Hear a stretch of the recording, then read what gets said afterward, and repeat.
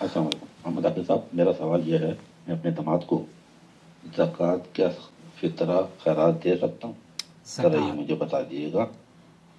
نحمدہ و نصلی علی رسولہ الکریم، اما بعد۔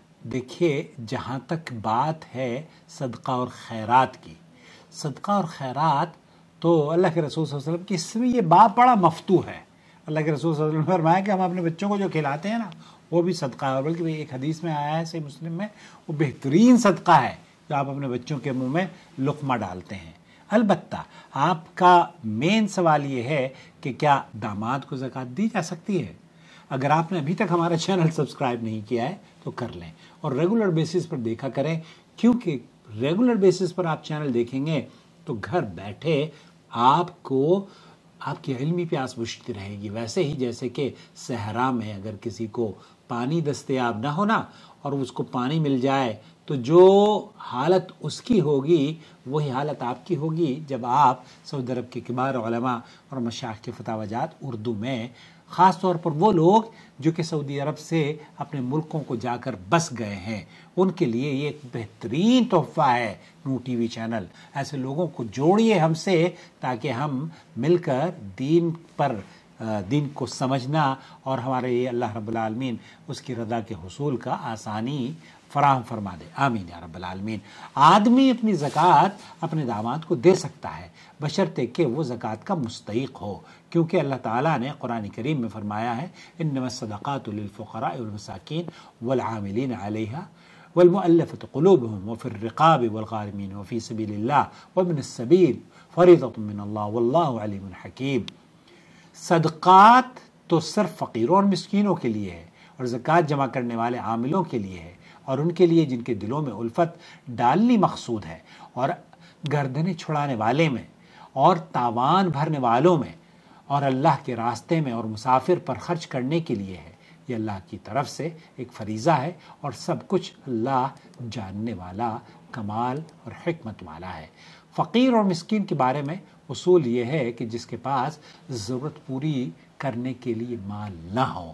شیخ محمد بن صالح العثیمین رحمۃ اللہ علیہ فرماتے ہیں کہ فقراء اور مساکین اپنی ضرورت کی بنا پر زکوٰۃ وصول کر سکتے ہیں، تاہم فقیر شخص مساکین سے زیادہ حقدار ہے۔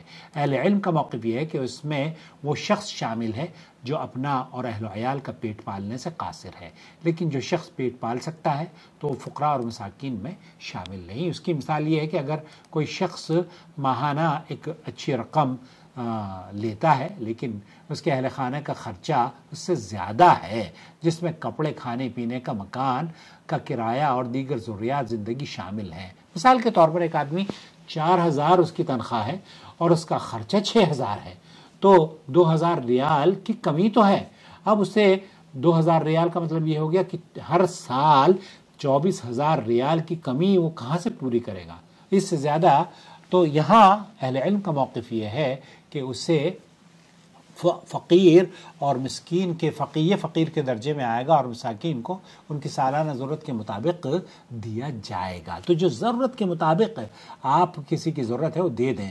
فتویٰ کمیٹی نے کہا کہ ماہانہ تنخواہ لینے والا ملازم اخراجات پوری نہ ہونے کی وجہ سے زکوٰۃ لینے کا مستحق ہے، تو انہوں نے جواب دیا اگر اس کی ماہانہ تنخواہ اس کے اخراجات پوری نہ کرتی ہو اور اس کے پاس اور کوئی ذریعہ آمدنی نہ بھی ہو، تو خلاصہ کلام یہ ہوا کہ آپ اپنے بچوں کو تو زکوٰۃ نہیں دے سکتے، البتہ وہ بچہ جو آپ کی بیوی، آپ کی بیٹی کا شوہر ہے، آپ کا داماد ہے، اہل علم کا موقف یہ ہے، پھر اس کو آپ زکوٰۃ دے سکتے ہیں۔ ہر انسان کو چاہیے کہ اس کے اخراجات آمدن کے مطابق متوازن ہوں، چنانچہ یہ کوئی حکمت والی بات نہیں کہ انسان خود فقیر ہو اور اس کے پاس کچھ ہو بھی نہیں لیکن پھر بھی اپنے بچوں کو بیرون ملک بڑی اعلیٰ تعلیم کے لیے بھیجے اور پھر لوگوں سے ہاتھ پھیلاتا رہے، اور یہ درست بات نہیں ہے، بلکہ وہ اپنے بچوں کو ایسے معاملات میں داخل کر سکتا ہے، ایسے جامعات میں داخل کرے جیسے